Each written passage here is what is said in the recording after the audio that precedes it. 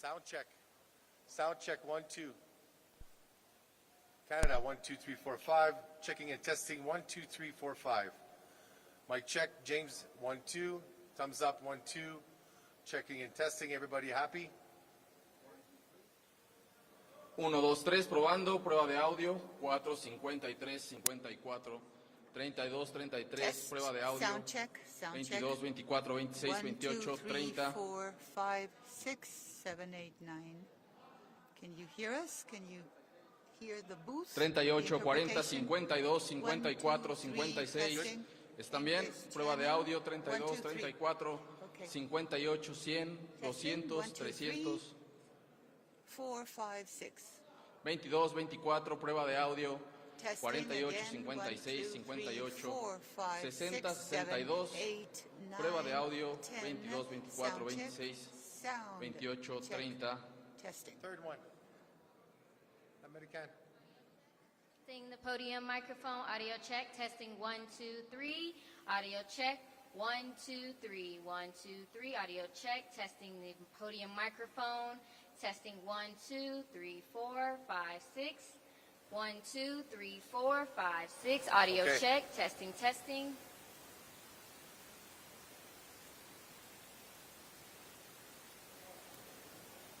Audio check, testing 1, 2, 3, 4, 5, 6, 7, 8. Testing, testing, 1, 2, 3, 4, 5, 6, 7, 8. Audio check. Test, test, test. Audio check. Are we good?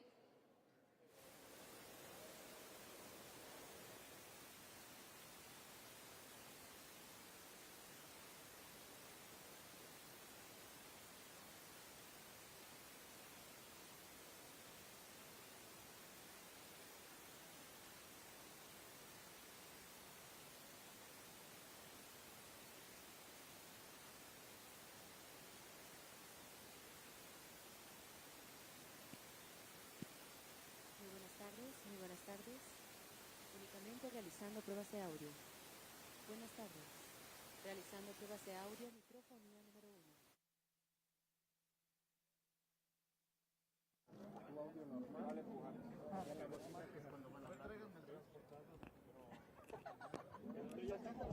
No, tenemos.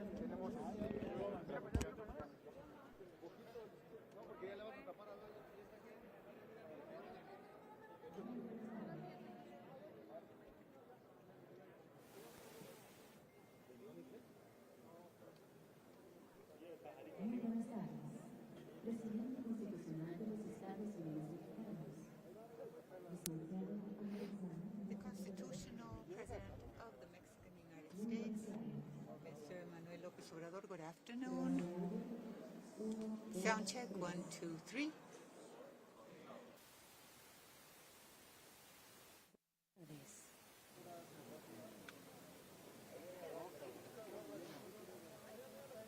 Damos la bienvenida. Damos la bienvenida.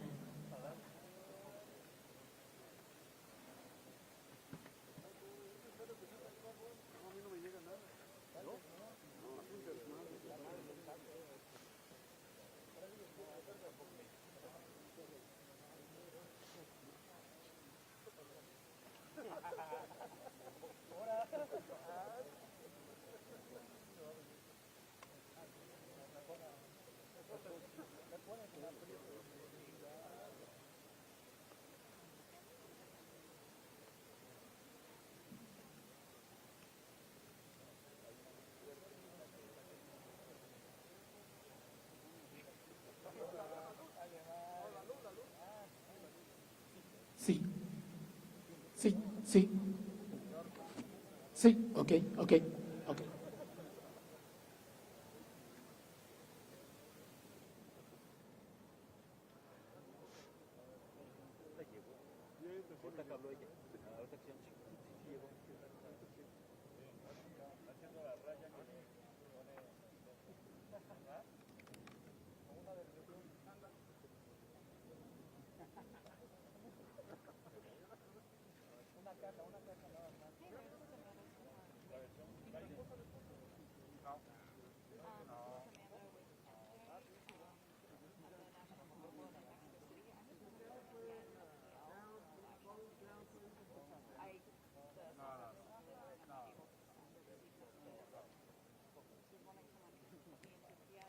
2, 3, 1, 2, 3. Inalámbrico. Testing again, 1, 2, 3.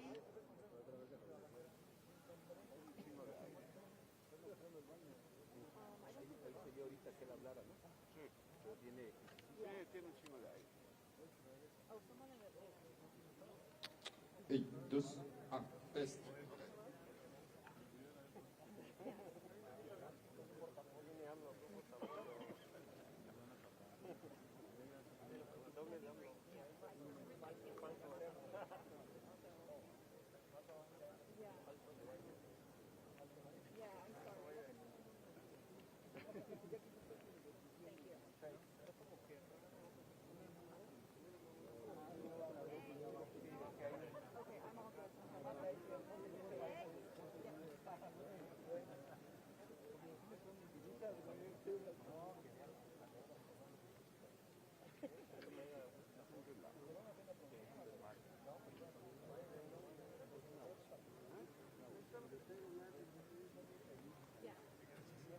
Check, 1.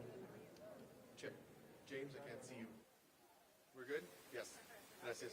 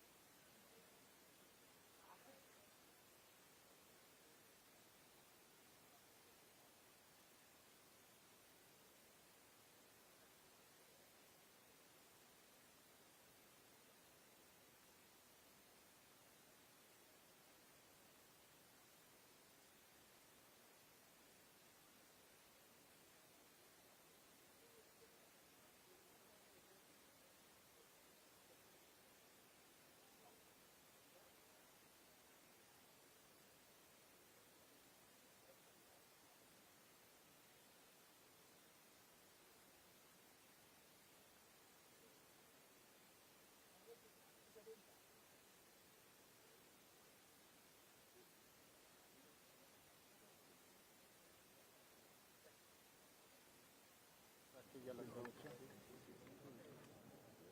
Yo ahorita lo tengo que hacer así, porque si no... Bueno, al menos agarraste el español de acá, ¿no? No, el inglés no, ya no. Ya no.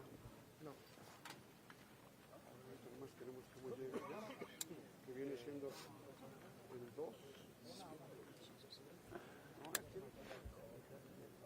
¿También?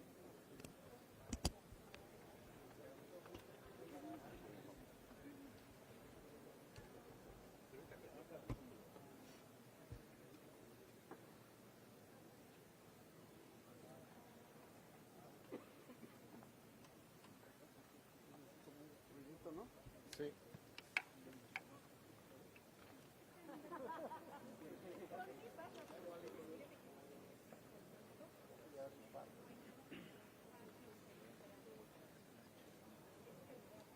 Ahorita habló, ¿fuiste por la bocina? Sí, por la bocina sí está bien. Está limpia la bocina. No, yo creo que en la bocina Está limpia la bocina. Sí, está bien limpia. Hey, Bree. Over in the corner. Thank you.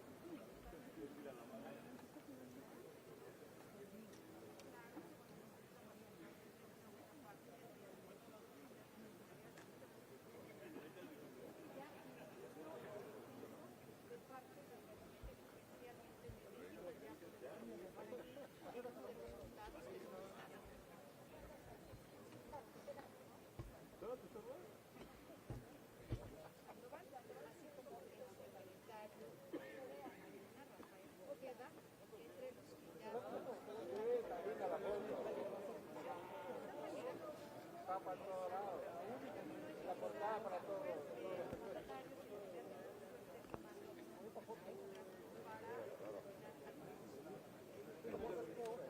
Lo voy a ponerle, lo voy a ponerle. Entonces, antes de que te dijeras, ya lo había subido.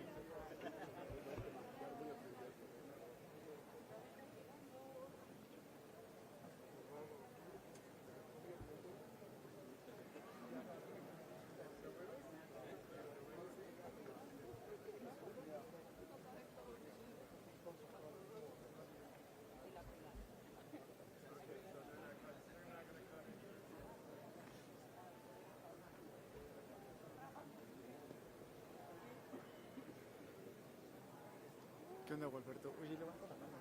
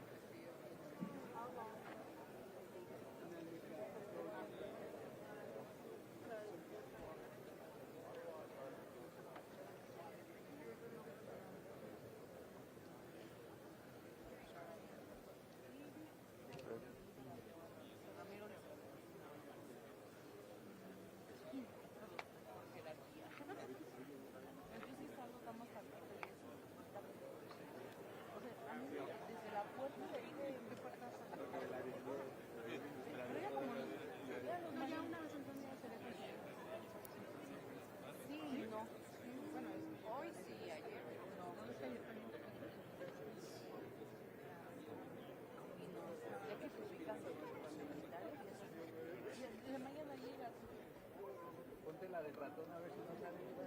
Oye, el ratón.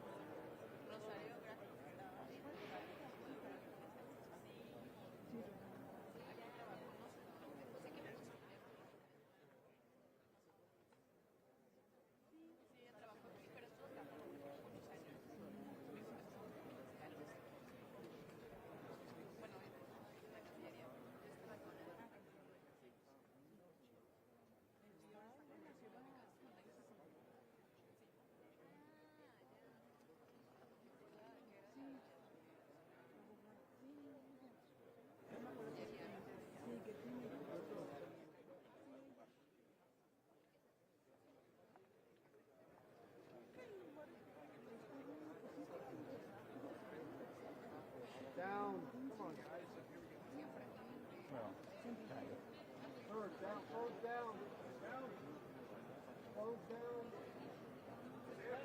Hello, come on. Hey. Hey.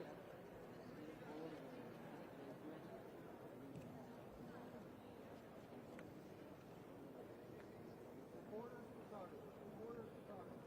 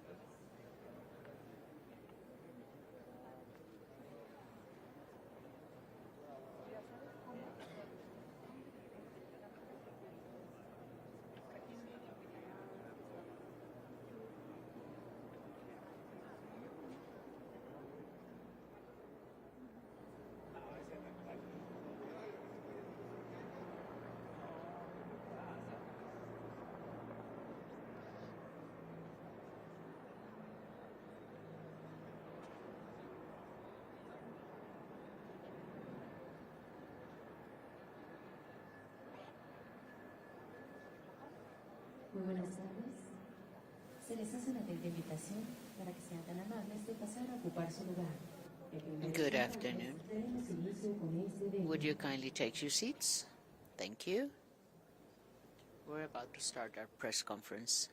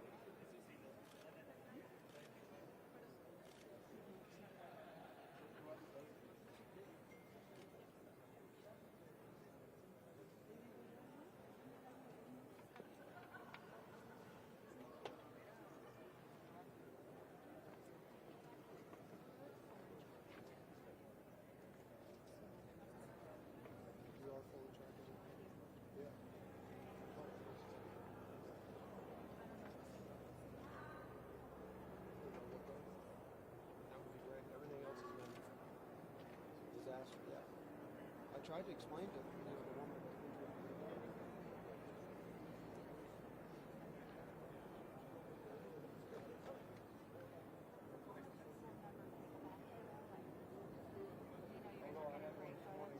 I can't wait to see it.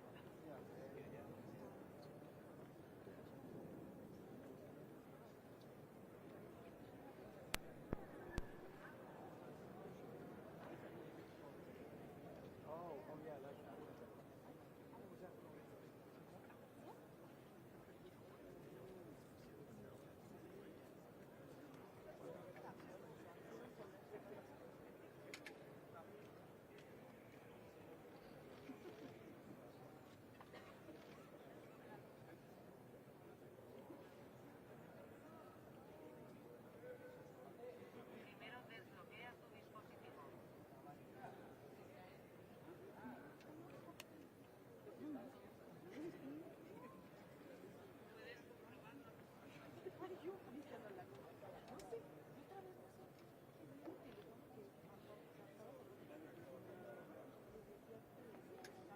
I don't know what Wayne.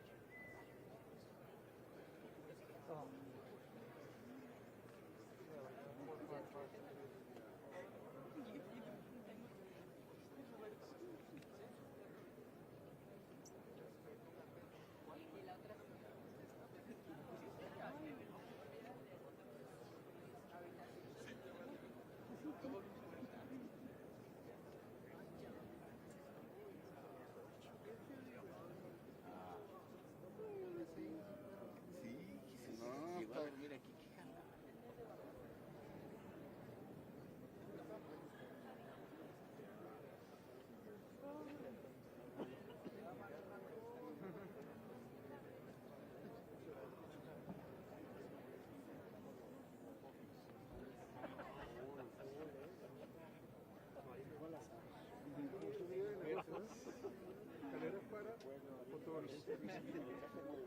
Tenemos soportes especiales para que no estén mucho tiempo parados. Sí, y un espacio aquí al frente justo para el monopié. Un vasito aquí. Una foto arrancada. ¿Quién era, no? Dispensador de con batería, güey. Puerto de cena. Nos empezamos esto de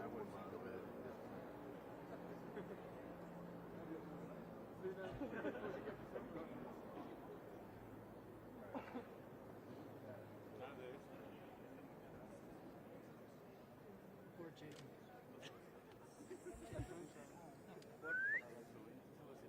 Ya casi falta el de estar en su casita.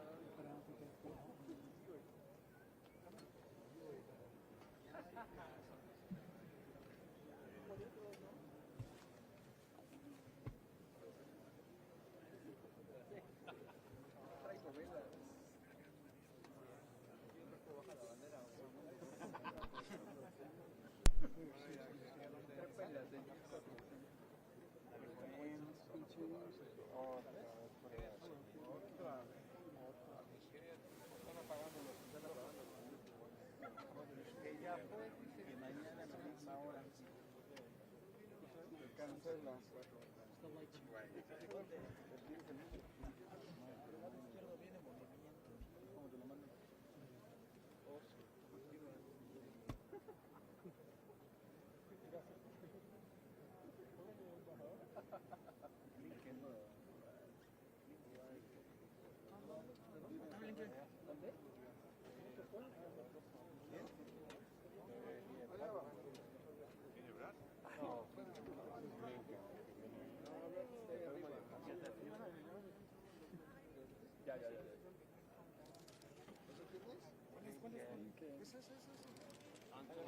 ¿Qué está pasando? Voy a pasar de frente. Va a llegar aquí.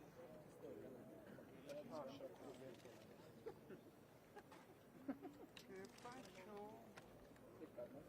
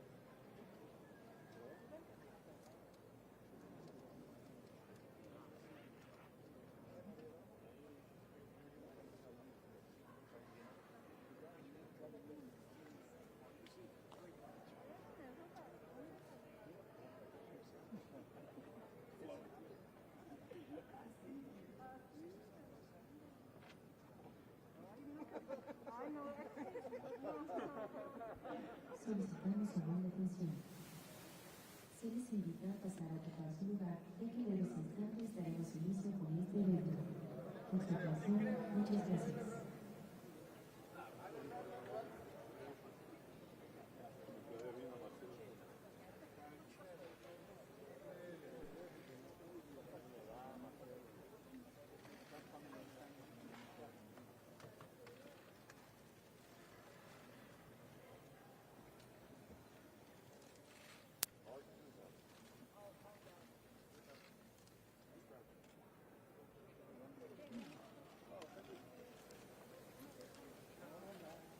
Más presidencial.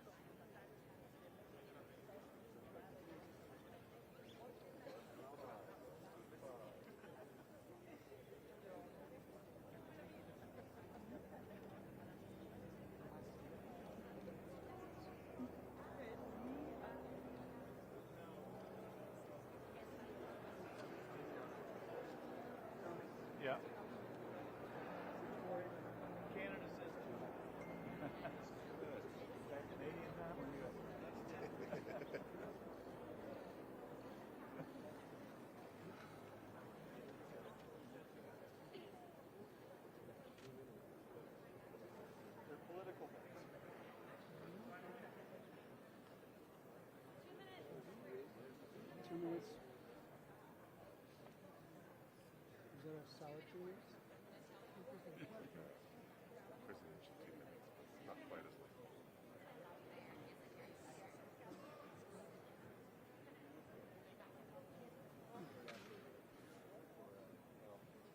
Anyone know where they're coming from? I think Over there? it looks like far west. I can't see. ¿2 minutos?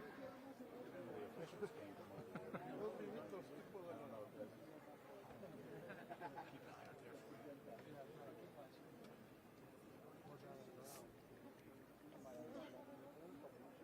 A ver, otro check. ¿Va a checar o no? A ver, ¿cómo te ves? Ahí vienen, ahí vienen. Ah, sí. Ahora sí, ya va. Sí, vienen ahí. Aquí arriba. Ah, acá arriba. Ya.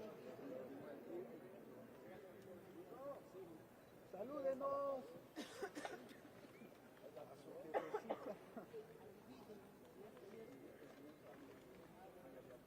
No, pues no.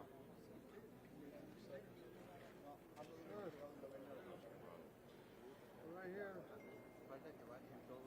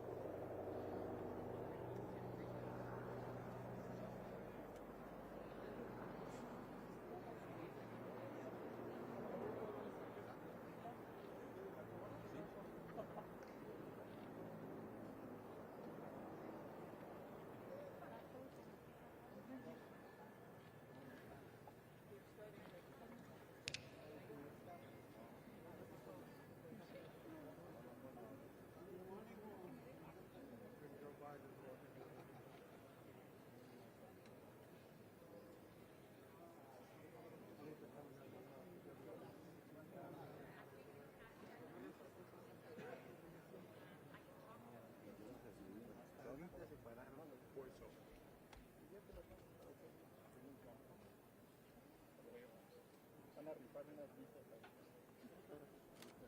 Esa va a ser Hey Eric, it's Brian. They gave us a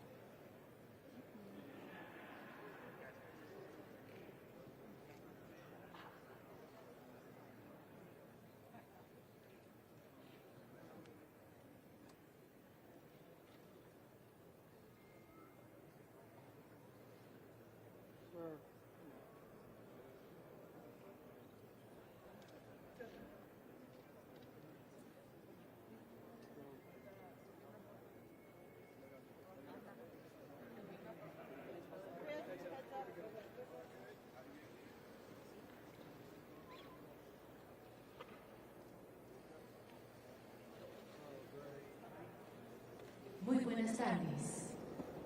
Damos la bienvenida al presidente de los Estados Unidos mexicanos, licenciado Andrés Manuel López Obrador. Lo acompañan With el him, excelentísimo señor His Excellency Joseph Biden Jr., Joseph Biden presidente Jr., de los President Estados of the Unidos United de States of América, America, y el excelentísimo and señor His Justin Excellency Trudeau, Mr. Justin primer Trudeau, ministro de Prime Canadá. Minister of Canada. También contamos And con las respectivas we delegaciones also have their representantes respective de medios de delegations, comunicación representatives y of quienes the nos siguen media, por internet a and people través de following redes us through sociales. internet, through the Reciban social todos media. la más Let's welcome. cordial bienvenida. Toma la palabra el excelentísimo señor Two Joseph presidents Biden and Prime Minister. Jr., presidente de los Estados Joseph Unidos de Biden América. Jr., President of the United States of America. You have the floor, sir. Thank you very much. It's wonderful to be back here in Mexico City. I want to thank you, Mr. President, for hosting the Prime Minister and me for the 10th North American Leaders Summit. This is a magnificent forum. And we're true partners, the three of us, working together with mutual respect and a genuine like for one another to advance a safer and more prosperous future for all of our people. And the reason for this summit, this trilateral relationship, are so impactful is because we share a common vision for the future grounded on common values. And I mean that sincerely, common values we share in our countries. Since becoming president, I've been laser focused on rebuilding the U.S. economy from the bottom up and the middle out, not the trickle-down economy. Because the bottom up and the middle out, it works because the wealthy do very well and everybody else does well too. But everybody does well. And from the bottom up, it means investing in priorities for working families. The United States has made historic bipartisan investments in infrastructure and innovation that are already beginning to deliver concrete benefits to the American people, and I would argue it will ultimately reap benefits for the entire North America. We've renewed our dependence, deepened our cooperation with our closest friends and allies, none closer than Mexico and Canada, to take on the biggest challenges facing the region and, quite frankly, the world. Because there can no longer be any question, none, in today's interconnected world. We cannot wall ourselves off from shared problems. We are stronger and better when we work together, the three of us. And together, we've made enormous progress since our last summit, from fighting COVID-19 and strengthening our ability to address public health threats, to investing in and building a 21st century workforce. At the top of our shared agenda today is keeping North America the most competitive, prosperous, and resilient economic region of the world. And the strength of our economic relationship among our nations not only supports good-paying jobs in all of our countries, but it generates tremendous growth. Now we're working to a future to strengthen our cooperation on supply chains and critical minerals so we can continue accelerating our efforts to build the technologies of tomorrow right here in North America. This summit also builds on the continual consultation and cooperation with one another to take on the challenges that impact all three of our nations. Our entire hemisphere is experiencing unprecedented levels of migration, greater than any time in history. And North America, at the North America Summit Leaders hosted in Washington in 2021, we launched the idea of a regional-wide approach to a regional-wide problem. The idea grew into the Los Angeles Declaration on Migration and Protection, which 21 countries ultimately adopted at the Summit of the Americas 6 months ago. And we're working together, especially with our North American partners, to fulfill our commitments under that declaration. They include the policy I announced last week to expand safe and legal pathways for immigrants from Nicaragua, Cuba, and Haiti. And we're seeking a better life here in the United States of America. We also want to thank you, Mr. President, for stepping up to receive into Mexico those not following the lawful pathways we've made available instead of attempting to unlawfully cross the border between our countries. On my way here, I stopped in El Paso, Texas, to see the situation with my own eyes and to meet with U.S. border security officials. It's putting real strain on the communities in both Mexico and the United States. We're working together to address this challenge in a way that upholds our nation's laws and protects the human rights of migrants facing desperate circumstances. We're also working together to take on the scourge of human smuggling and illegal drug trafficking. In just the last 6 months, our joint patrols in Mexico have resulted in the arrest of more than 7,000 human smugglers. We've seized more than 20,000 pounds of deadly fentanyl at the border. And today, we've discussed how all three of us can continue to deepen and strengthen our shared efforts to cut off the flow of illegal fentanyl, including by tackling the precursor chemicals used in synthetic drugs as we go after the laboratories where they're made and the stash houses where they're stored. We also talked about meeting our commitments to make North America a clean energy powerhouse, and I believe that's within our grasp, and a global leader in addressing the climate crisis. That means working together to promote zero-emissions vehicles, to build charging stations for electric vehicles that are compatible across our international borders. It means exploring shared markets for clean hydrogen, and it means working together to meet our ambitious commitments under the Paris Agreement, including tackling methane and black carbon. And finally, as three vibrant democracies, we recognize our greatest strength is our people. Let me say that again. Vital democracies, we are, and our greatest strength are our people, the strength of our people. And the key to our competitive edge in the world is our incredible diversity. So together, we're working to address the inequities that for too long have plagued historically marginalized communities in each of our nations, to make sure everyone gets a fair shot. It's one of the smartest investments we can make for our future, and we're going to make it together. So, Mr. President, Mr. Prime Minister, I'm honored to stand with you today, and I'm grateful to have both of you as partners, and I might add friends, as we work together to realize a shared vision for North America. Thank you very much.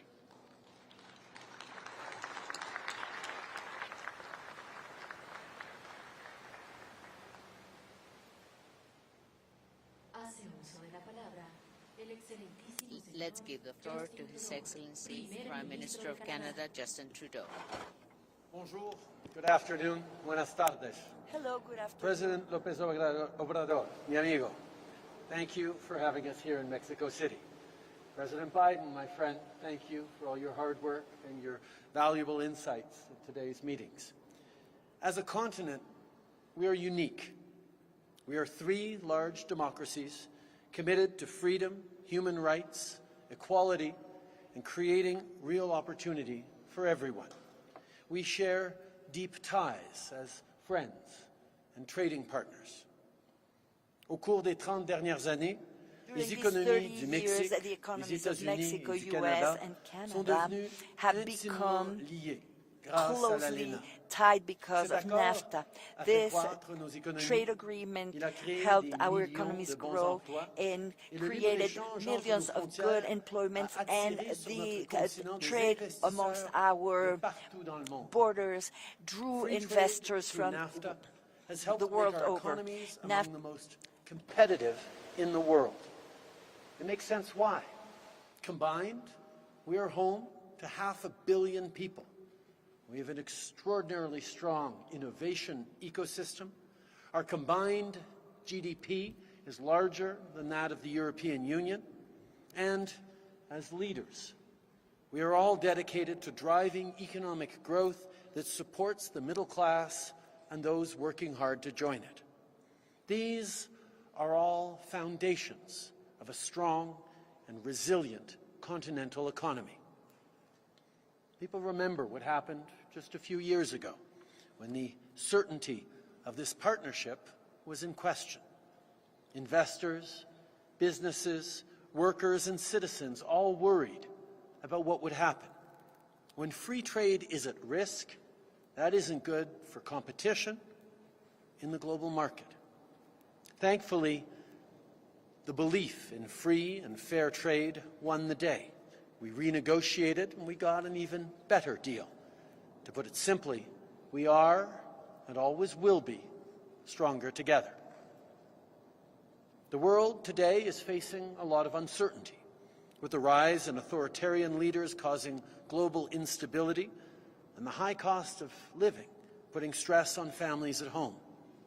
It's important that we come together as leaders and as friends to look at ways to make our economies more resilient.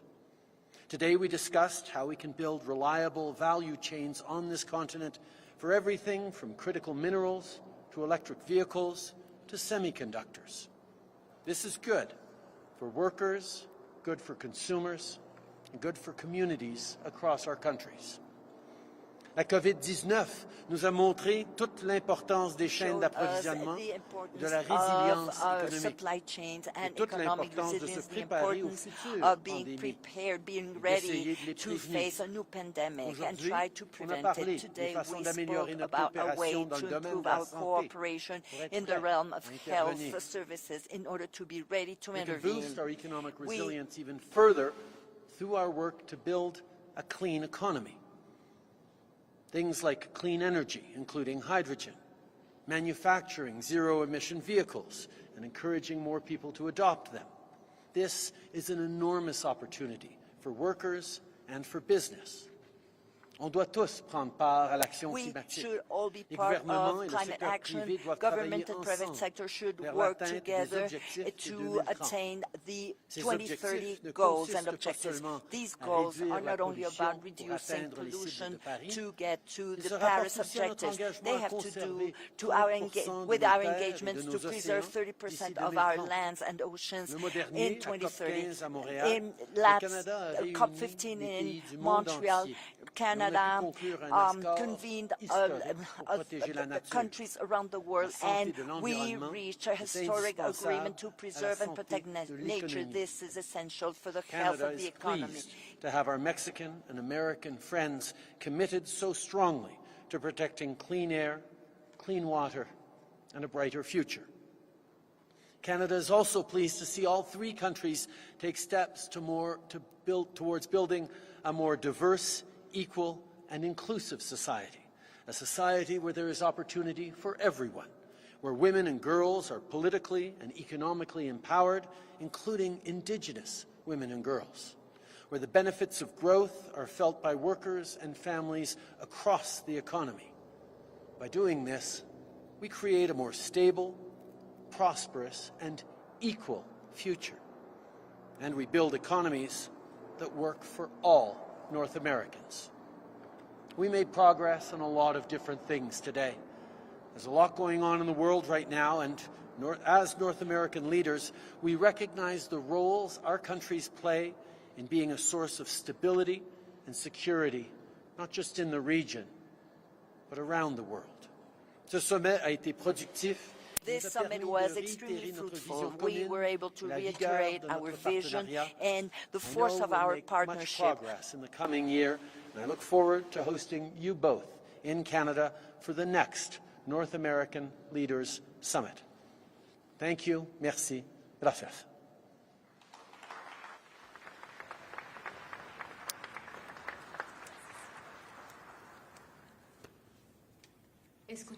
Now, let's give the floor to Mr. Andrés Manuel López Obrador, President of the United Mexican States.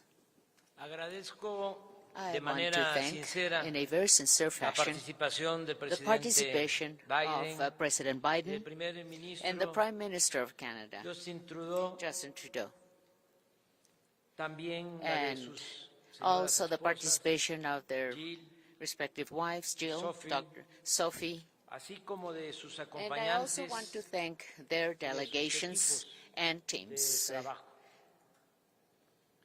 The mere fact of being here together today as good neighbors in this environment of respect, para buscar juntos to el bienestar de look nuestros for the pueblos, well-being of our peoples es in a joint en sí manner mismo is in itself un acontecimiento a very important historic event, Sin a true embargo, happening. destaco Nonetheless, I wanted to que acordamos highlight fortalecer that we've agreed on nuestras relaciones strengthening económicas y our comerciales, economic, trade, commercial relations, para lo cual se creará and for that we're going to be creating un comité conjunto a joint committee destinado a la planeación aimed at planning y a la sustitución de and importaciones substituting en América del Norte, imports in North America procurar ser cada vez más so that we may try to be increasingly self-sufficient in this part of the world, como and para hacer realidad to el desarrollo, la turn cooperación development, cooperation y el into a bienestar reality, as well as the de todos los well-being países of all the countries de nuestro continente. of our continent. We want that to be a Estados reality. Unidos, The Canadá United y States, México Canada, and Mexico propondrán cada will uno propose, each one of those countries will be proposing 4 members para la formación for the formation, de ese for the grupo de creation of this 12 task force, of this committee of especialistas 12 specialists que además de ser that conocedores not only know de la materia, del tema en cuestión, this issue we are going to be working on, but they will also have our absolute trust para motivar, to persuadir, motivate, to convencer persuade, and empresarios, a invite trabajadores, the business community, workers, public servants of all 3 governments, acerca de la and to importancia convince de la them about the trascendencia importance, the transcendence unirnos of being en united América del Norte in North America, y buscar and hacia adelante for us to be able la to seek unión from here on this todo unity in everything we do throughout americano. the American continent. Por parte de México, On the part of Mexico, en este grupo, in this group, nos representará we are going to Marcelo be Ebrard, represented by Foreign Minister secretario Marcelo de Relaciones Ebrard, Exteriores, Rogelio Ramírez de la O, secretario de Hacienda Finance y Crédito Minister Público, of Mexico, Raquel Buenrostro Sánchez, Sánchez, who is Economía, the Secretary of Economy, y Alfonso Romo and Garza, Alfonso Romo Garza, en su carácter de who empresario represents the business independiente. community. He's an independent businessman, Mr. Romo is. También And abordamos we also discussed, como asunto prioritario as a priority issue, la integración económica y economic, commercial, trade, ya lo expresé, integration, as I have already de todo el expressed, continente of the americano, entire American continent, así como el bienestar and de the los pueblos well-being of the y peoples, las nuevas relaciones de and the new cooperación, relations of dejando cooperation, atrás leaving el behind intervencionismo interventionism, hegemónico. hegemonic Yo hago un interventionism. paréntesis Let me do a set-aside para here to expresar express mi reconocimiento my al acknowledgement, primer my ministro recognition Trudeau, al presidente to Biden, Prime Minister por Trudeau la and President manera Biden for the way tan which has been so solidaria solidary, en que actuaron in which they've acted, in which they are ante el acting intento vis-a-vis de golpe the de Estado attempt of coup d'etat en Brasil. in Brazil. Esto This demuestra shows de que hay un that compromiso there's a auténtico commitment, authentic commitment in favor de la of democracia. democracy. Nuestro apoyo Our support al presidente Lula for President de Lula Brasil. of Brazil. Tenemos que We have to, lograr juntos together, lo we have to dicho be able to accomplish por el all this. presidente Biden.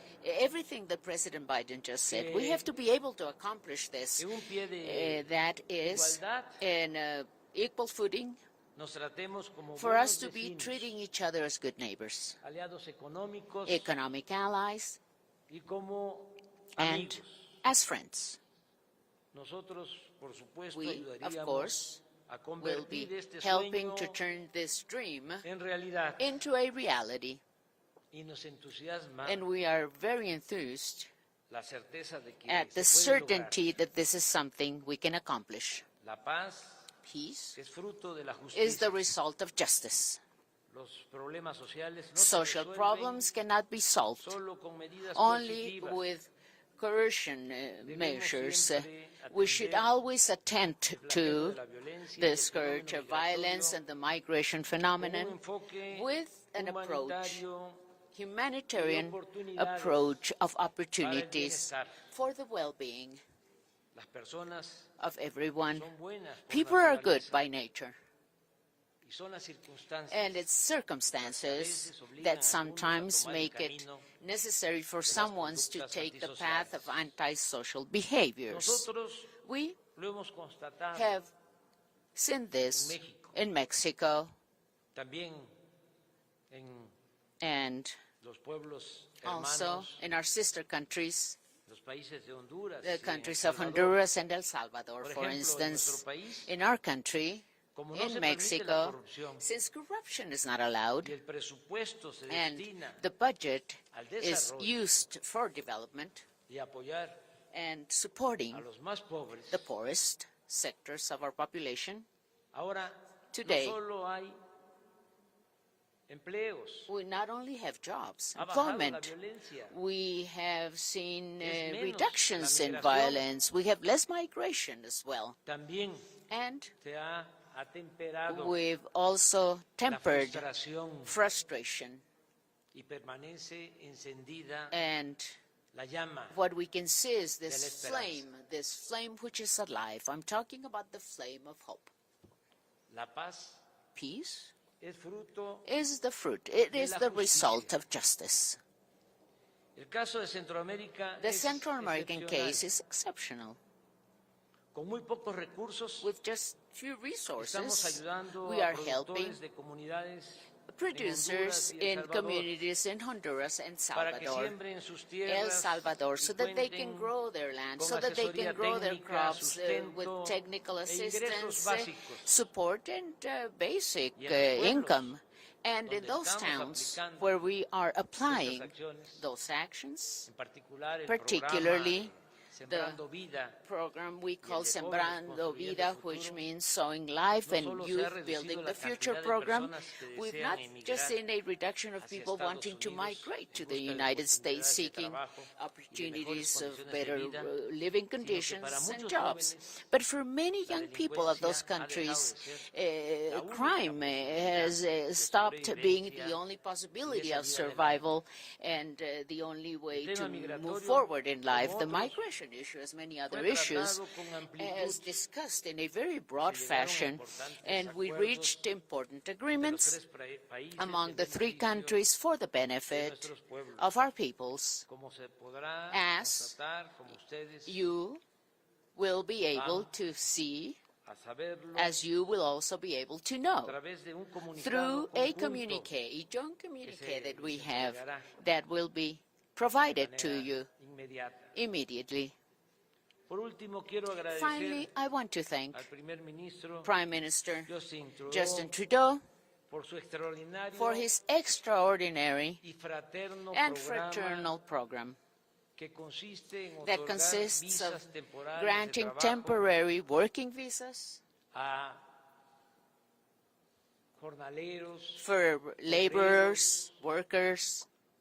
Este programa ya This program beneficia is already benefiting a 25,000 25,000 men and women, 25,000 25,000 Mexicans. Es un camino a This seguir, is a path to follow el de la that migración is ordenada. orderly migration. El primer ministro Prime Trudeau Minister Trudeau es un gran is aliado. a great ally of Mexico. Al presidente Biden, President Biden, mi agradecimiento I want to sincero thank you por sincerely mantener con México for una relación maintaining with Mexico a cooperación, relationship of cooperation, de amistad of friendship, sincera, sincere friendship, de sir, respeto of respect a nuestros paisanos for our fellow que men viven y trabajan who live and honradamente work en Estados in a very Unidos honest fashion y que in no the son United States, acosados who are not harassed They're not suffering rates as it unfortunately it used to happen in the past. We have said this and I repeat it today. I insist on this. You, President Biden, you are the first president of the United States in a very long time that has not built not even 1 meter of wall. And that, we thank you for that, sir. Although some might not like it, although the conservatives don't like it, in a very special manner, I also want to say that I have requested, in a very respectful manner, President Biden, I have requested on insisting, and I know that this is not a simple issue or matter, but it's a fair and very just matter. And that's why I'm proposing it. That's why I'm mentioning this. And also because I fully trust President Biden. I've asked President Biden to insist before the U.S. Congress to regularize the migration situations of millions of Mexicans who have been in the States, working, living in the United States, and contributing to the development of that great nation, which is the United States of America. I have reaffirmed that President Biden is a man with convictions, who maintains principles, ideals to guarantee, to ensure, as many others, men, women, in the United States and throughout the world. And the Statue of Liberty never, never, ever should become a symbol, a void, an empty symbol. Let me conclude by saying that my professor, great poet, Carlos Pellicer, my master, my teacher in 1930, he said that the wish of freedom, of liberty, is the biggest fruit that has materialized, that is in the heart of humans. To be doing that, we have to be free. The sentiments of justice are the children of freedom, of liberty. Never, ever being slaves will we be able to be just and fair. Thank you very much.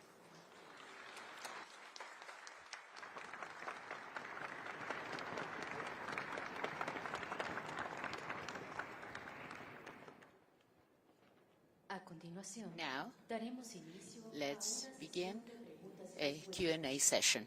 Ladies and gentlemen, and the U.S. press, Your Excellency, Joseph Biden Jr., President of the United States of America. Yes, we'll take a question from a journalist, a reporter from the United States, please. All right. I was having trouble hearing, but I'd like to call on Associated Press, Colleen Long, for the first question. Thanks, Mr. President. Hola, señor, and hi, Prime Minister Trudeau. For Mr. President, you've been accused of being too soft on border security and now too hard following the recent border policy changes. What's the right balance? And on the news at home, can you explain how classified documents ended up in one of your offices, and should the public have been notified sooner? For Prime Minister Trudeau, there's been a suggestion that Canada lead a multinational security force in Haiti. I wondered if that was a possibility and what you would need. Y señor usted presidente, muchas gracias por la bienvenida esta semana. Quiero preguntar. President López Obrador. You would be willing to accept more migrants arriving to the U.S.-Mexico border. What do you want from the U.S. in return? Answer first. Well, let me get rid of the easy one first. People know I take classified documents and classified information seriously. When my lawyers were clearing out my office at the University of Pennsylvania, they set up an office for me, secure office in the Capitol. The 4 years after being vice president, I was a professor at Penn. They found some documents in a box in a locked cabinet, or at least a closet. And as soon as they did, they realized there were several classified documents in that box. And they did what they should have done. They immediately called the archives, turned them over to the archives, and I was briefed about this discovery and surprised to learn that there were any government records that were taken there to that office. But I don't know what's in the documents. My lawyers have not suggested I ask what documents they were. I've turned over the boxes. They've turned over the boxes to the archives, and we're cooperating fully with the review, and which I hope will be finished soon, and there'll be more detail at that time. The first question now I forgot. Your first question related to? I asked if the... I'm only joking. The answer is you've got both extremes are wrong. It's a basic middle proposition. Here, look, as was mentioned by all of us in one way or another, this has been the greatest migration in human history around the world, as well as in this hemisphere. And when I got elected, the first major piece of legislation I introduced was to reform the immigration process, to make it more orderly, to make sure people have access under the law. And so what we found out, and not just in my visit to El Paso, but before that, we found out is that our Republican friends and a few Democrats are very critical of what's going on at the border, but yet refuse to even look at the detailed document I submitted for the Congress to consider to reform the process completely. And so, number one, right now, a majority of our migrants are coming from 4 countries: Venezuela, Cuba, Haiti, and Nicaragua. And we're expanding the very successful parole program we had with regard to Venezuela to Cuba and to Nicaragua and to Haiti to provide safe and orderly and humane processing for people fleeing those countries to come to the United States and claiming seeking asylum. And this is going to reduce the number of people illegally trying to cross the border. Venezuelans were trying to enter the country that has dropped off dramatically because we've allowed them to go directly to whatever country, the first country they go to, directly contact the United States, make sure that they make their application, showing that they do a background check, they in fact have access to a sponsor, and that they've been examined. And that way they're able to come through ports of entry. And it's dropped off, I'm going to make sure I get the numbers right, dramatically from 1,100 persons trying to enter per day to 250 a day. I've asked and I want to thank the President of Mexico for agreeing to take up to 3,000 people back that don't meet this criteria. Because look, right now, the cartels make a lot of money, which they use for drug trafficking as well.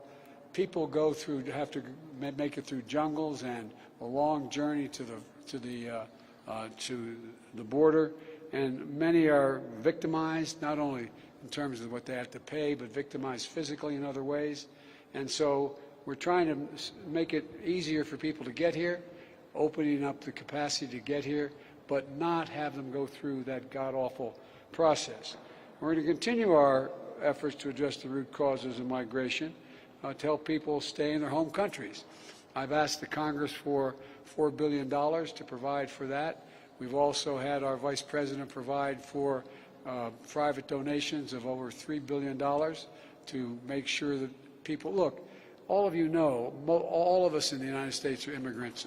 Mine go all the way back to the Irish famine, but the point is all of us have been immigrants. And one of the things that comes across fairly clearly is it's not like people sit in their home, city, county, town, and say, I got a great idea. Let's sell everything we have.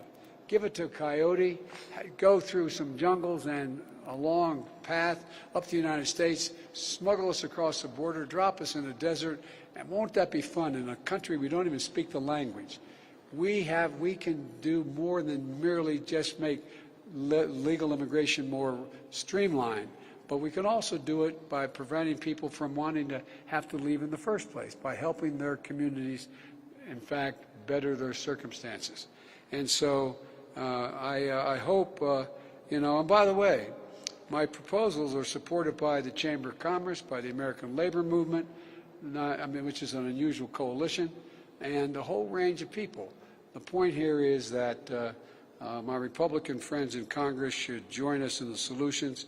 And the one last point I'll make, and I'm sorry to go on so long, but we spend a lot of time talking about it, is we have to increase the technological capabilities of the border, both to intercept illegal drugs and other contraband, as well as people being smuggled across the border. We have now the ability to use, and some of you have seen them, I know you have, I'm sure, these trucks that ride alongside of a tractor trailer. It's like a giant x-ray machine, and it can determine what's inside that tractor trailer, and thousands cross the border every day in legal commerce. And so we're allowed to determine whether or not there are fentanyls in there, drugs in there, people being smuggled across the border. We're going to provide significantly more of those vehicles for the people to be able to determine at the border what is coming across legally and illegally. A lot more to say, but I've probably already said too much. Thank you.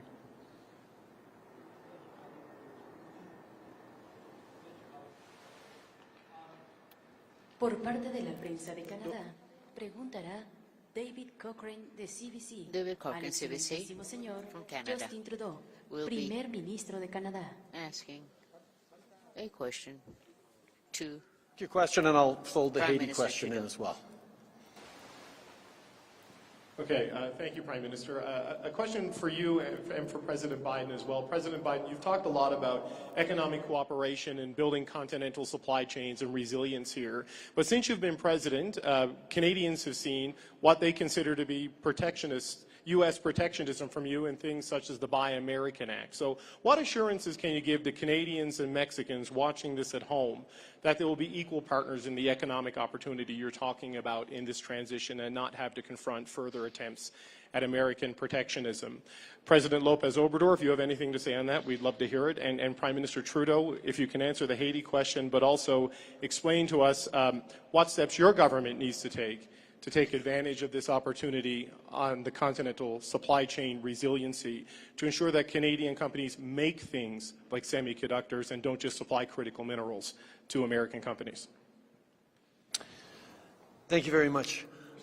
First on Haiti, the situation in Haiti is heartbreaking. Canada has stood with the people of Haiti for decades, including over the past 2 years with multiple interventions with the UN, with other partners on the ground, military interventions, police interventions, even prison guards. We have continued to stand with the people of Haiti, and we will continue to. Obviously, this current situation is heart-wrenching, and we need to continue to be there for the people of Haiti, but we need to make sure that the solutions are driven by the people of Haiti themselves. That's why Canada's focus, as we've stepped up over the past months, has been, first of all, in putting significant sanctions on the elites who are responsible for so much of the violence and political instability in Haiti. A handful of small, extraordinarily wealthy families in Haiti have been causing much of the strife because of political and pecuniary interests, and that is why the sanctions that Canada has put forward are causing significant impacts on the ground.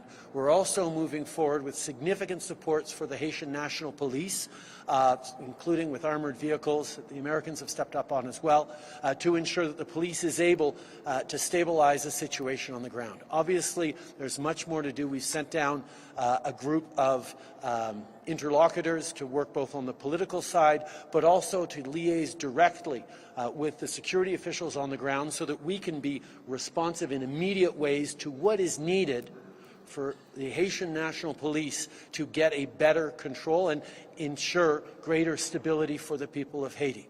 The UN called in September for the free flow of food, medicines, water, and fuel. Much of that has started again. It's still not where it needs to be, but we're going to continue to lean in on ensuring that that happens. But at the same time, we are working with partners across the Caribbean and indeed with the United States and Mexico to ensure that if the situation starts to deteriorate once again, we will have options. But like I said, we're going to make sure that what we do this time allows for the Haitian people to get the situation under control, and a big part of that is putting those sanctions on the Haitian leadership that are responsible for so much of the misery people are going through. In regards to the continental supply chain, that was at the center of our conversations throughout this North American Leaders Summit. The idea that we already work extraordinarily well together with NAFTA, but there's so much more we can be doing at a time where supply chains around the world are under increasing stress, and significant economic actors around the world are becoming less reliable as partners and less desirable as partners in building the technologies and the energy futures that we want. That's why, and you brought up a few examples of it, our critical minerals approach, a strategy that we just released a few weeks ago, is focused not just on mining the critical minerals that Canada has, that North America and the world needs in responsible environmental partnership with Indigenous peoples, doing it the right way, but also the development, the processing, the transforming into batteries, the transforming into technology that goes along the value chain as something that is important for Canada. And yes, it's something that we're continuing to look at. It's the same thing with electric vehicles, where we're building electric vehicles with our partners in Mexico and in the United States. But Canada, again, from the critical minerals that go into the batteries and the batteries themselves that we're starting to build, to the steel and aluminum that is amongst the cleanest in the world being developed in Canada, to the technology, the innovation from AI to engineering that is part of it. Canada is very much a partner in what we're developing in terms of more resilient supply chains. So there's lots more to do. Indeed, even on semiconductors, the largest semiconductor packaging plant in North America, I believe, is in Bromont, Quebec. And packaging of semiconductors is actually how you assemble them into a unit that can then do the high value calculations and computations that need to happen. These are the kinds of things that Canada is very much focused on in ensuring not just prosperity right now, but good jobs as we move towards a environmentally responsible, net zero, socially inclusive future that the middle class in all three of our countries are relying on.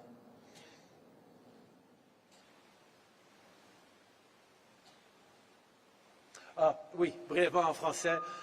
Sur Haïti, in le French, in Canada a regard to toujours été Haiti, là Canada pour has always been aider les there peuples haïtiens. to Nous, on est en help train the Haitian de travailler, people, and we are avec nos partenaires dans la working région with our pour partners assurer, in the region meilleures solutions pour to les guarantee Haïtiens. Alors, on est better là avec des solutions sanctions for the sur les Haitian élites. people. On est là We have avec laid de l'aide pour sanctions la police against the nationale elites. haïtienne. We On are va helping the continuer. national Et on a eu police des in bonnes Haiti. discussions là-dessus We have aujourd'hui, had de good travail avec nos exchanges, partenaires good régionaux, les dialogues États-Unis et les pays with des our Caraïbes, partners in the pour U.S. and s'assurer Caribbean qu'on countries continue to guarantee that we will be able to preserve, to have the people of Haiti at the center of the solutions in regard to the economic integration and the competitiveness in North America, be it electric vehicles, be it critical minerals, strategy minerals, and the ones we're going to develop to produce the necessary technologies, or in regard to any other technologies, in order to work together, because we know that North America can offer many solutions, great competitiveness to the rest of the world, and we are a true force to reckon with in our continent. Por parte de la prensa de México, preguntará Sara Pablo de Grupo Fórmula. Sara Pablo of the Formula Group will pose a question to the constitutional president of the United Mexican States. Yes, good afternoon, presidents, prime minister, and we have a few questions for President Biden. I know that recently you announced the United States will be receiving citizens from Venezuela, Haiti, Cuba, and Nicaragua. What is the time frame, and are you thinking of expanding the number of people you will be receiving? And is this some other nations could be included? And what is the amount in technological improvements in the United States? And for President López Obrador, how will Mexico be prepared to receive all the migrants the United States will be expelling from its territory? And the new migration center in the southern part of Mexico, what is it all about? And then after this 10th summit, are we going to be seeing changes in migration policies and the way migrants are being treated? And finally, this is for President Biden, fentanyl. What concrete actions are you going to be implementing? What's the impact of the detention of Ovidio Guzman, because the cartel of the Pacific is one of the main fentanyl producers? And finally, another question on energy sector consultations. President Biden, Prime Minister Trudeau, did you discuss those discussions about the USMCA, the TEMEC? Very well. We did speak about migration in a very broad manner. Of course, there is cooperation with the U.S. administration, and at the same time, we have the commitment to protect migrants. What President Biden has proposed is absolutely true. If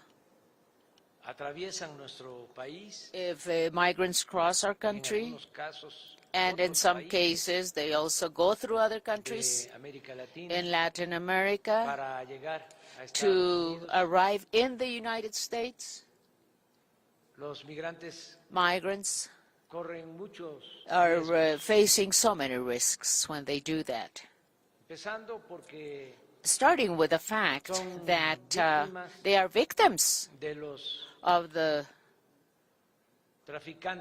traffickers, the smugglers, the human traffickers, known as the coyotes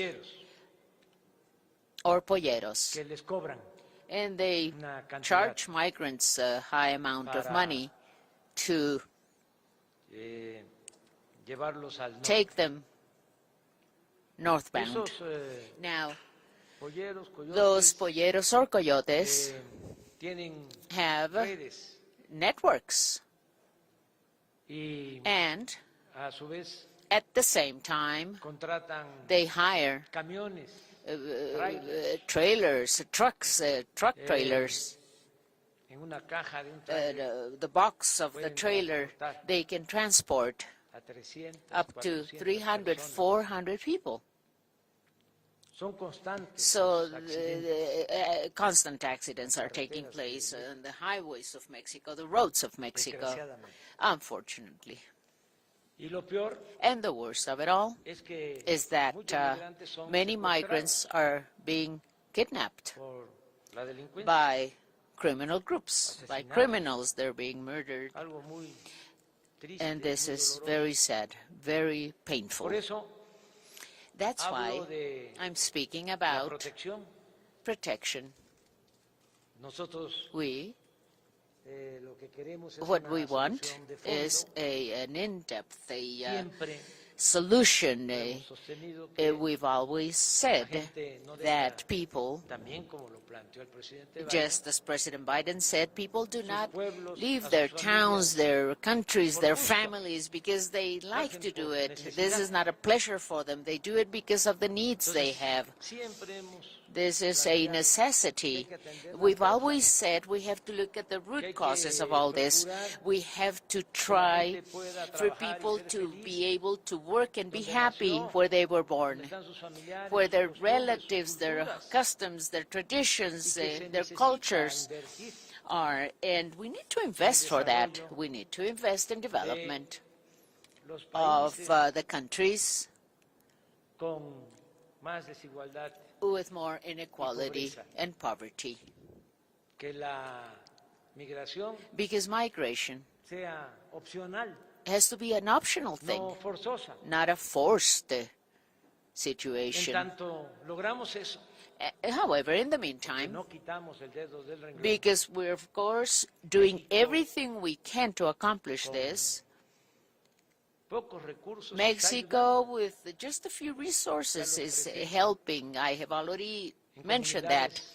We are working with communities in El Salvador and Honduras. We're going to be starting this in Guatemala and Belize as well. However, we do need to promote development even more and well-being to ensure guaranteeing opportunities for those that are forced to migrate and leave their communities. We are not thinking of building any center in the southeastern part of Mexico, any migration center. We're not thinking of that. What we do is help with shelters, with health care services, with food services as well. That's the way we help migrants. And we do celebrate the fact that the U.S. administration has made the decision, rather, to have an orderly migration flow. In the case, for instance, of our Venezuelan brothers and sisters, and I understand that this plan will also be extended, will be expanded to benefit other migrants, other countries. We know for sure that since the announcement was made, saying that those permits, humanitarian visas, were going to be granted, in the case, for instance, of the Venezuelan population, we've seen a decrease in migration flows.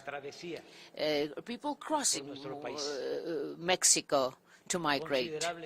This has been a considerable reduction because this was announced in the United States, and this was made public everywhere, saying that 24,000 humanitarian visas or permits were going to be granted, and that the formalities had to be covered, the paperwork, although there are some requirements that have to be met.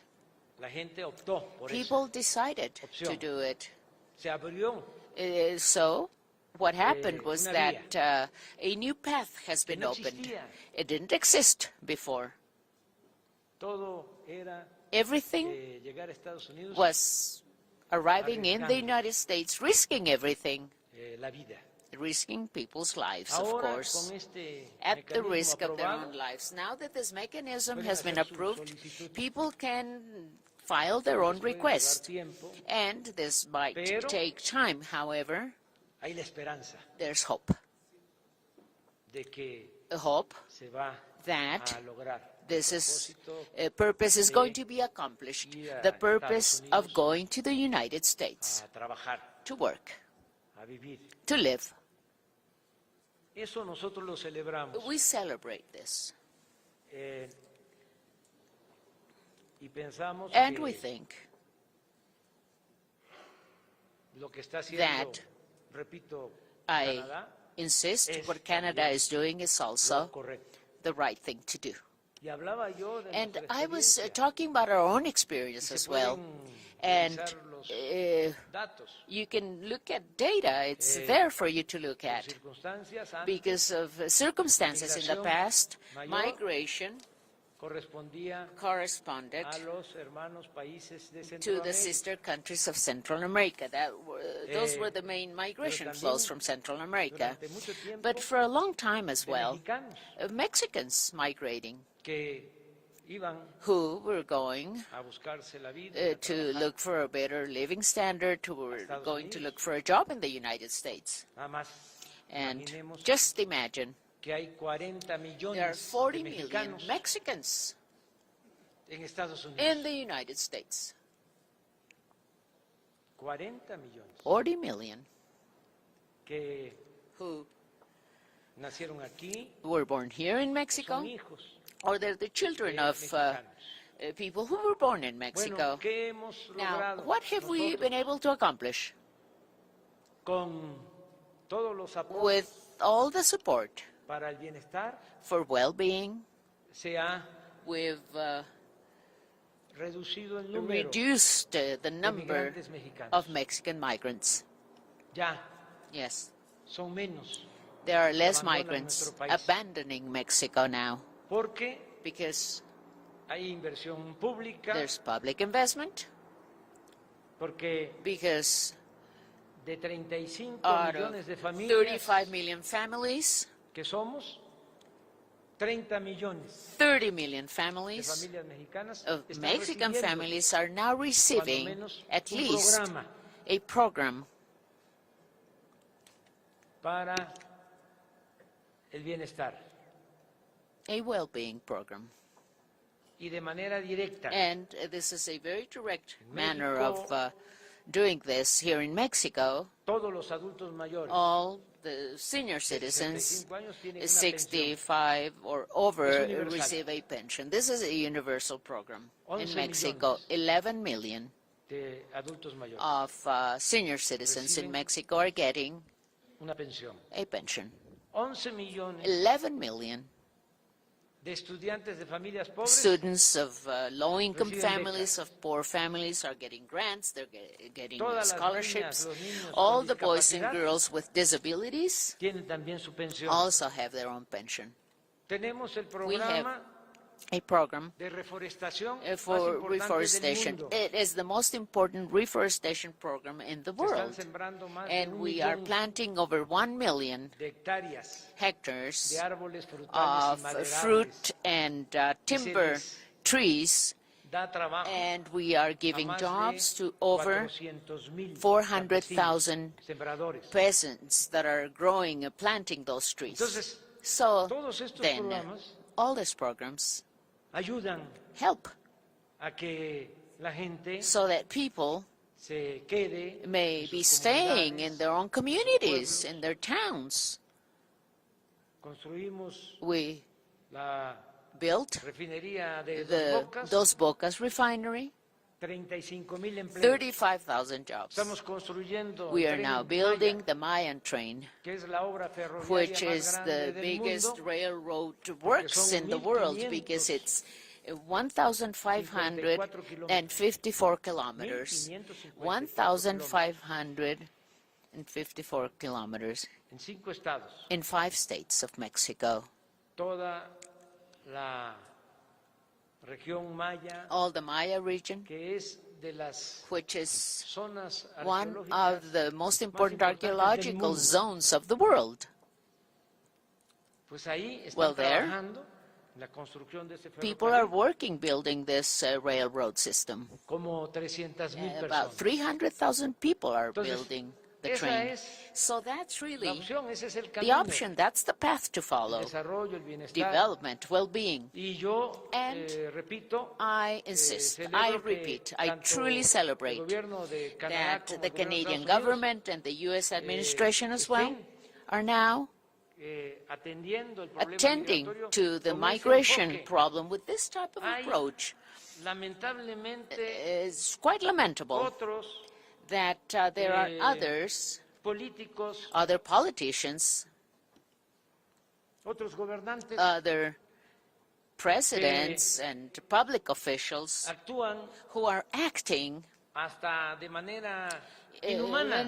a very inhuman Ahora, en manner. esta temporada de invierno, Right now in this winter season, for instance, por respeto, with all due respect, lo digo de manera I'm not directa, saying this in a very direct manner, but what I'm saying is that, I mean, one of the governors de of nuestro país our vecino, neighboring country cabezón todo un movimiento para headed llevar a movement migrantes to take migrants a Nueva York, to New York, a Washington, to Washington, y and dejarlos ahí just tirados. drop them there. Eso es politiquería. This is politicking. Eso es completamente This is inhumano. completely inhuman. Eso no This debe de should hacerse, not be done, porque because hay there quienes are those se olvidan de who que forget todos somos migrantes. that we're all migrants. ¿Cómo se How is it that desarrolló esa gran nación que that es great Estados nation, Unidos? the United States, Con was migrantes. developed with migrants? Gracias a eso. Thanks to that. Entonces, So then, tenemos que seguir we have to continue buscando seeking, alternativas. looking for Lo alternatives. mismo en el caso Just de as, la for instance, violencia, also in the case of violence, hay que atender las causas. we have to look into the root causes of Antes, violence. En el caso de And nuestro also país, in the case of our country, no se atendía a los jóvenes. youth were never cared único for. No services que se for young hizo people. The only thing fue that was done llamarles was ninis, call them etiquetarlos de young manera people who didn't work, who didn't discriminatoria. study. This is a discriminatory Ninis, labeling ni for estudian ni youth. trabajan. They don't study, they don't work. Ninis, Y they were nunca called in Mexico. se They don't do ocuparon one thing, they de don't los do jóvenes. the other thing either. So no one was Y ever todos esos caring for jóvenes our youth in Mexico. solo All those young tenían people como only opción had, the only o option they had, I emigrar, mean, was to migrate.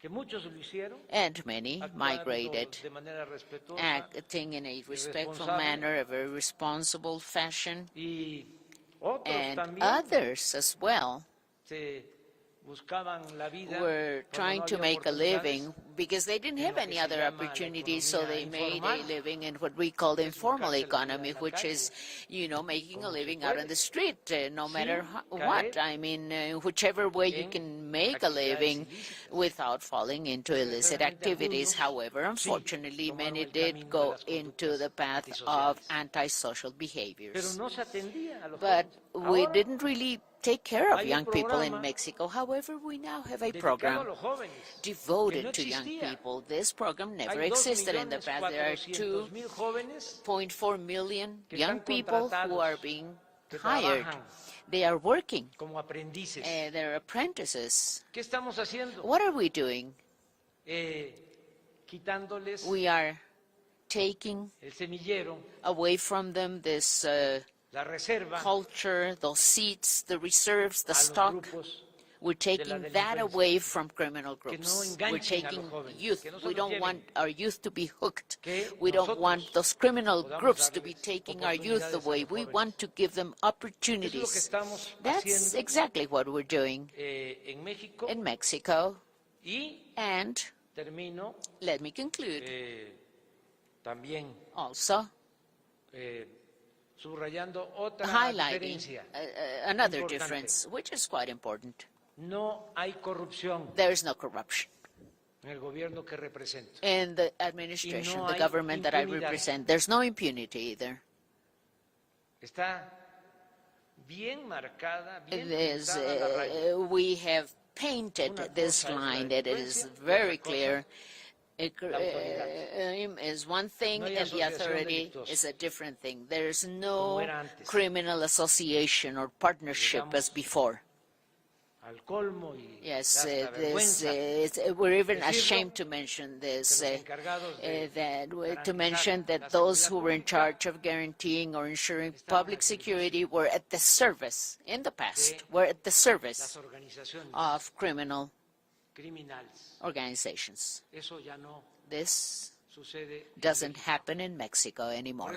That's why in this meeting, this summit we just held today, all three governments of the three countries, we have reached agreements to continue working together to get peace, to have peace in all three countries, so that we can ensure and guarantee security of our peoples. That's all I wanted to answer to your question, Madam.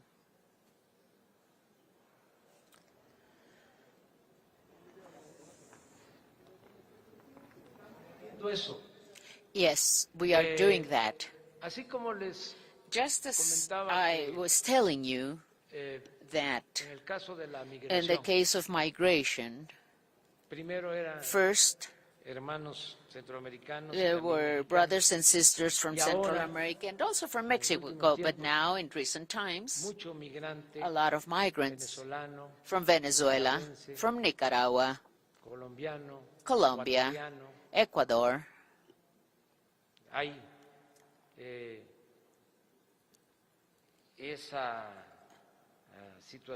We do have a situation. This is these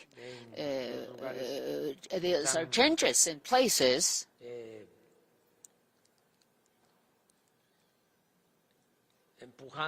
where we're the places where people being pushed or are being pushed to leave their towns, their place of origin for many reasons. With drugs, we have a case in point. It's not cannabis, it's not marijuana, it's not poppy. It's not only cocaine either. Now we have fentanyl and chemicals, which are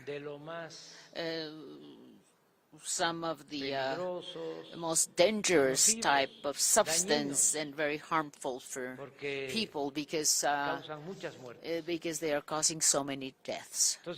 So then, we're working on this in an organized manner. In the case of Mexico, this led us to make all the ports and the customs offices to be controlled by the armed forces in Mexico. All the sea customs office, because fentanyl and other chemicals come from Asia, and they are processed in labs, and we are avoiding the entrance of those chemical substances, and we are destroying labs.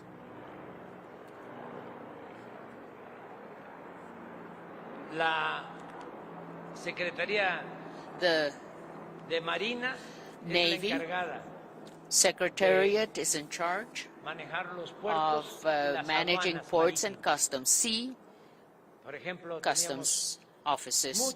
For instance, we had so much trafficking of chemicals in the port of Manzanillo and also in Lázaro Cárdenas. Now the Navy is in charge of controlling those customs. And all the customs, the land customs offices along the borderline, are now under the responsibility of the Ministry of Defense, National Defense Ministry. So we are combating fentanyl and those chemicals, and we are doing this because we care Nothing human is alien to us. We truly care being able to help and to be of help. The situation in the United States, deaths because of overdose of fentanyl. And, but just as we discussed today, this is not only an issue of the United States. The thing is that if we do not face this problem, this scourge, we are going to suffer it ourselves as well. So we have to act in a coordinated fashion, and that is something we've been doing, and we discussed it in this summit. It is in the communique we are about to give you, and we are defending life, the life. As I was telling you, I was telling Prime Minister Trudeau and President Biden,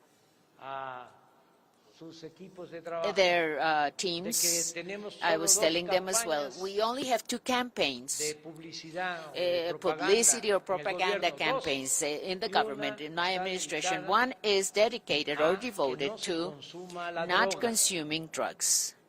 Say no to drugs. Because we have to also think of that. It became quite a famous thing, public fame. Everything related to gangs. There are even series of gangs and organized crime, gangs of organized crimes. And this is like an apology of that which is desirable, because there are residences, very rich homes in those series, very luxurious homes, and the cars.